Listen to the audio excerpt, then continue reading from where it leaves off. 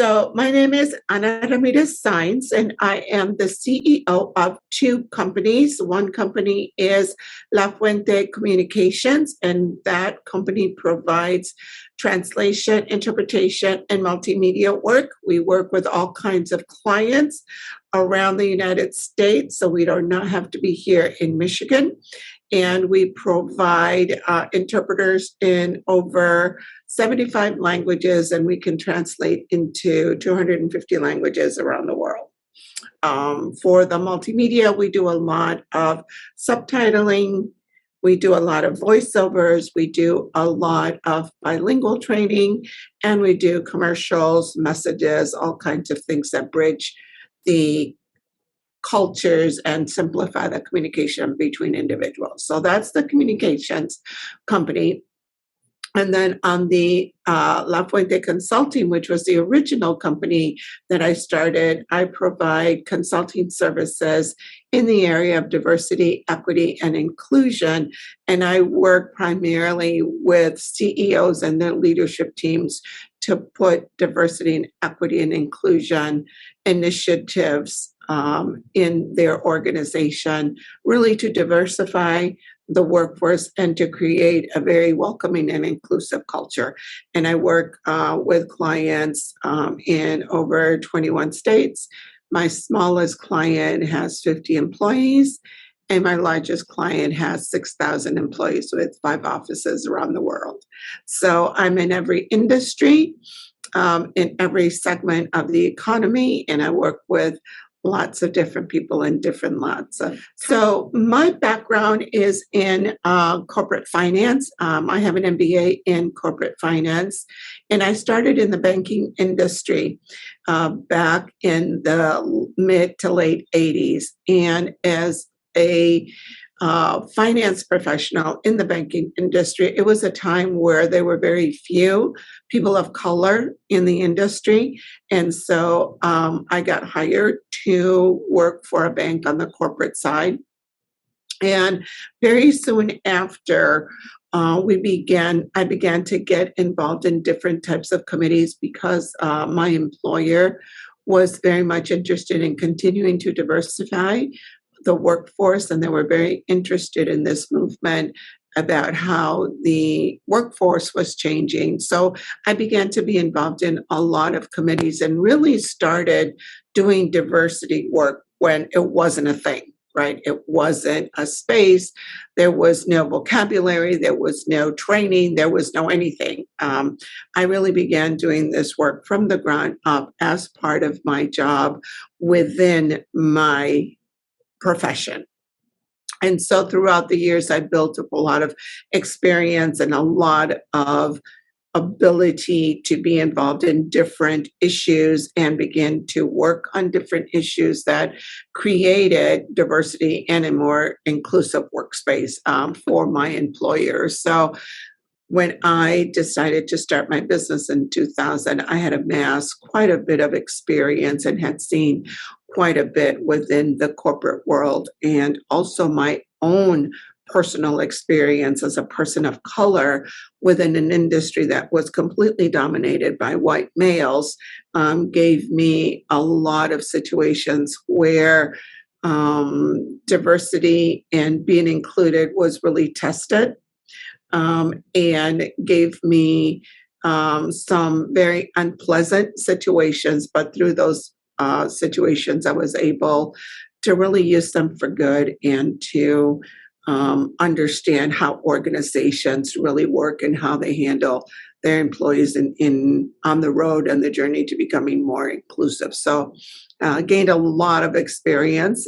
And then when I decided to start my business in 2000, this is a passion that I had and a lot of experience that I had from the work from the ground up. And so I took a lot of time to really do a lot of self-evaluation in terms of my leadership skills, my communication skills, and just my understanding of what was happening in the economy, and felt pretty ready to begin to engage and be credible in this industry. And with my MBA in corporate finance and my 13 plus years of experience in the banking field, really added a lot of depth and credibility to my experience in launching my business.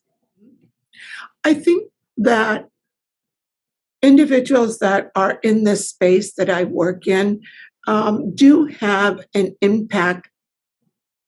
However, that impact may not be seen immediately because it is an individual impact and how people choose to convey how they have been impacted, how this work has helped them within their corporate workplace and personally is sometimes difficult to judge. But when you work with organizations over a couple of years, and most of my engagements are maybe 2 to 3 year to 4 year engagements. So they're long-term engagements, and you begin to see how an organization begins to transform and change in the people within it. So I do believe that we are having an impact. We do a lot of measuring, of results within organizations. And so that is also a measure of how the impact is happening and in what areas is happening in the workplace.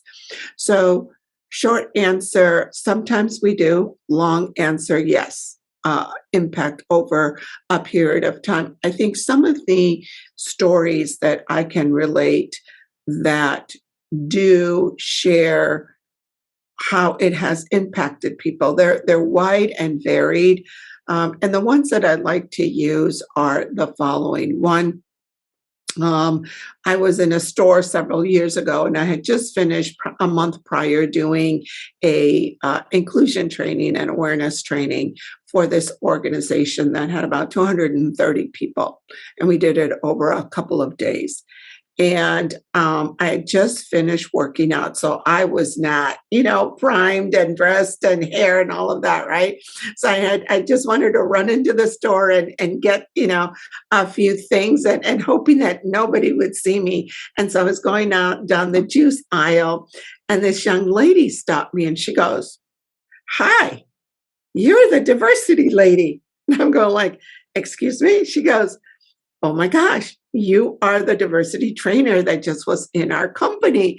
And I just didn't know where to hide, right? It's like, "Oh, well, yes, thank you." And she told me the company. I said, "Yes, I was there." And I said, "I must apologize. I didn't, think I was going to bump into somebody at Saturday morning at 9 o'clock." And she goes, "No, no worries." And she goes, "I just wanted to tell you how much your training really helped our team. You really opened our eyes to see things differently, where we thought diversity was only race and gender, but it's so much more." And when we talked about different styles of communication and how different cultures really communicate, that was really impactful. So I just wanted to tell you that it was really well worth it, and we learned so much, and we're just communicating so much better in this short period of time. And so I was sitting there in the juice aisle of the store, just trying to hold back my tears and thinking, like, this is why I do this work. This is why I do this work. Another one that really comes to mind is another company where I had lots of different individuals, and one of the individuals was Asian American. And at the break, he took me aside and he said, "I'm really liking this training because you're really bringing to the forefront microaggressions, and people don't understand what a microaggression is." And I said, "Well, tell me a little bit about your situation." He goes, "When I got here, my first day coming into this company, somebody said to me, 'Hi, the IT department is to the left.'" And just because he was Asian, right? Asian American. And I said, "Well, how did that make me feel? How did that make you feel?" And he goes, "Incredibly disrespected and stereotyped because I'm in marketing and I was looking for the marketing department, right?" And so we had a good long conversation, about how do we deal with that? How do we deal with individuals that, on the fly don't even know what they're doing, right? Oh, the IT department is to the left, where they didn't even take time to say, hi, my name is so and so. Can I help you? Are you new? Welcome to the organization. How can I help you and point you in the right direction? But instead, on the fly, made that association, that stereotype, that microaggressions, that just because he was, an Asian American, he belonged in IT, right? And so that's pretty powerful when you have individuals come to you during your session and really open up and express their feelings about what is going on. And there's many, many, many more that happen every time that I do a training of whether it's unconscious bias, whether it's toxic workplace, whether it's diversity awareness and sensitivity. There's lots and lots of examples, but those are two that quickly come to mind. So I've got a lot going on. You're right. In addition to the, managing the two companies, I'm on several boards, and I'm pretty active in the community. But it all works. I love it. I thrive on it, and I'm one of those people that likes to be busy, but I also like to take time. And so, yes, I am a mother and I'm also a grandmother. So I have two little gentlemen that vie for my time and make me feel so special that they want me, right? And they fight over me. So that's terrific. So I spend a lot of time in Chicago. Both of my daughters live in Chicago. And so my grandsons are there. And so every spare moment that I get, I'm in Chicago doing something with them. Our favorite thing to do is to get up early on Saturday morning, go to Starbucks and get our breakfast and take lots of goofy pictures. And so spend a lot of time with them. I have two older daughters. Obviously, one is married and has my two grandkids. And then I have a younger one who is a consultant with Ernst & Young.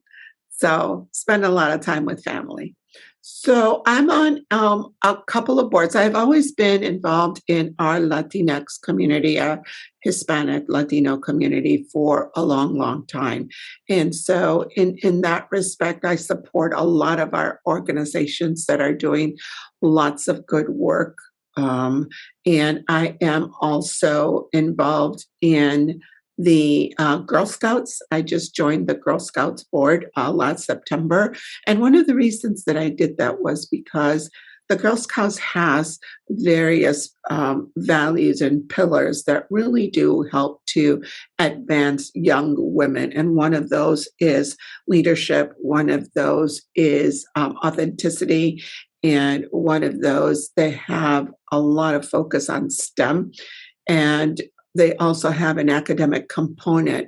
And I want to be helpful and instrumental in making sure that as many of our young girls are involved in developing those skills. And they have bilingual programs and working in the schools. We need to increase our academic achievement all around, in terms of our community. So that is one way that I can hopefully have a direct impact. On the higher education side, I am on the board of Ferris State University and the vice chair of the board. And I also head up the academic services and student affairs committee. And through that work, being a board member at that level, we can really have an impact on higher education and how our Latino students, all students, but particularly, in my passion, advancing Latinos in higher education, we can do a lot to ensure that recruitment and retention and skill building and graduation are really, really focused upon to be able to graduate as many Latino students out of colleges and universities. So I work on the community at large side and then really on the education field in all those levels from, elementary school to getting high school seniors and college students graduated, to become really global citizens and advance their careers and their knowledge and their growth. So that's a real passion of mine that I spend a lot of time and I give a lot of time to. Yeah, let's talk about the elementary levels. Many of the kids here in our area are limited English. Not all of them, but a big percentage that are new arrivals and immigrants and new to our community come with language barriers. And so language is an issue. Once they get the language down, you can see a lot of progression relative to the other areas of academics, but language is really the prime barrier for really advancing an education, because without the language, without that reading skill, it's really difficult to do the other subjects, right? And many of these children are very smart. They're dedicated. Their parents are dedicated. When I do parent-teacher conferences, and I act as an interpreter, and I'm also present at parent-teacher conferences, I see that parents want their kids to succeed. I see that they want them, to study. They ask them to study. They ask them to do their homework. They ask them, and they try to be involved in their education. But it is a big barrier is the language. Another barrier also is that not many teachers are teachers of color. And so you do have a cultural barrier. It's getting better, but the cultural barrier also is a limiting factor. And the schools here really do try to do a very, very good job in bridging those two and have a lot of programs. So I give a lot of kudos to the schools, particularly, Grand Rapids Public Schools, that they really make a huge concerted effort in bridging the language and the culture for the success of the kids. I think some of those cultural barriers do transcend up to the university level in the fact that there are, again, very few professors and teachers and TAs of color.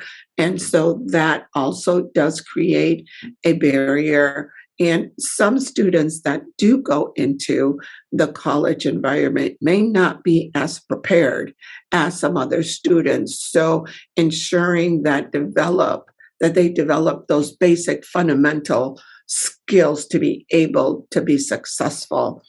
And so a lot of colleges and universities do have programs in place to augment those skills.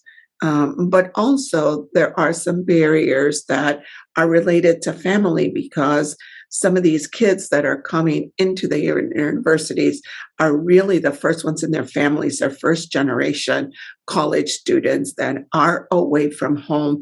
And many times some of these individuals, help their families. So they are pulled in different ways in terms of studying, working, and then trying to assist their families back home. So they do face some pressures that other students don't, right? So it's not just one element that holds them back, but it's a compilation of different factors. But in spite of that, many of these Latino students, they are so dedicated, they are so smart, they are so bright, and they are persistent, in terms of finishing their college career. And it's really exciting, to see them, especially when I attend graduations. I'm on the stage as a board member, and I get to shake everybody's hand. And so when a lot of the Latino students come by, I just have this palpitation in my heart. I said, "Oh man, this is great!" And those are the highlight moments of being a board of trustee member. It's those graduations and seeing those students, particularly Latino students, come across the stage. It's pretty exciting. So, how do we solve world hunger? um, That's a really good question because I want so many things to change. But I think to be realistic and to be focused on Latino culture, I want us as a community and I want the environment that we're in to really feel a sense of belonging, that we're here, we're valued, we can contribute, and like anyone else, we just want that opportunity to do so, but to do it in a fair, equitable way. And so that's why I work, and I'm so passionate about the work that I do in creating equitable spaces within corporations, equitable spaces within higher education, so that the struggles that many of us in my generation had, people coming, after me and that are already in the workplace, that are already in universities, will not have to face those challenges. So more of an equitable, understanding, accepting society. I always say that I want to face myself out of a job as being a diversity, equity, and inclusion consultant, because that would mean that we don't have to seek value, that we don't have to seek recognition, that we don't have to continually seek a place at the table, that it'll just be, and that we will be part and parcel of the society and not having to talk about all these different identities. So a world where we accept it for who we are, the value that we bring, right? And the fact that we all need each other on this planet. This is all we got. So we all have to really come together as a human race for the human race. Our community here in Grand Rapids, there is now a critical mass of Latinos. When I was growing up and I was going to school, there were not that many. We were less than probably 4%, right, of the population. We are now up to 22% of the population. So there is a critical mass of Latinos, not just in community, but in businesses, in organizations. Now Latinos are in various leadership positions, of commissioners, of political positions, me as a trustee, business owners. The West Michigan Hispanic Chamber of Commerce is growing and is doing a lot of work to further Hispanic businesses. Universities, there are programs like the Emprende program, the Líderes program, headed by Carlos Sanchez from Ferris State University. There's a lot of programs that are out there that are engaging Latinos and developing Latino leadership, developing Latino talent. And so I like to say we are truly on our way. We are here, we are a force, and we are here to contribute to the overall economy of our community. But make no mistake, we are here and we are thriving, and we're going to continue to thrive. And that is really, really exciting because the community at large is seeing this and is welcoming us with open arms because they see how dedicated, how driven we are, and the strong work ethic that we have. So it really is an exciting time to be a Latino here in West Michigan. So I think that might be, something. I think the other thing that I want to say is that there is this growing sense of we are now, even though we come from 19 different countries that speak Spanish and we have 19 different, you know, cultures, there is that sense of unity, that sense of coming together, that we're all now beginning to work for the common purpose. And we're seeing more and more individuals in lots of spaces that we didn't see before, you know. And so that is very exciting. And it's exciting because kids and people, younger folks that are coming through the schools, that are coming through the workplaces, now they're seeing people like them where before they couldn't. And so that identity gives them confidence, that identity gives them place. And that is really exciting, you know, that it's happening in our community. And so it makes my work so much more enjoyable and exciting. And you know, being in community is a lot of fun, but it's very purpose driven for me. So I enjoy it a lot. And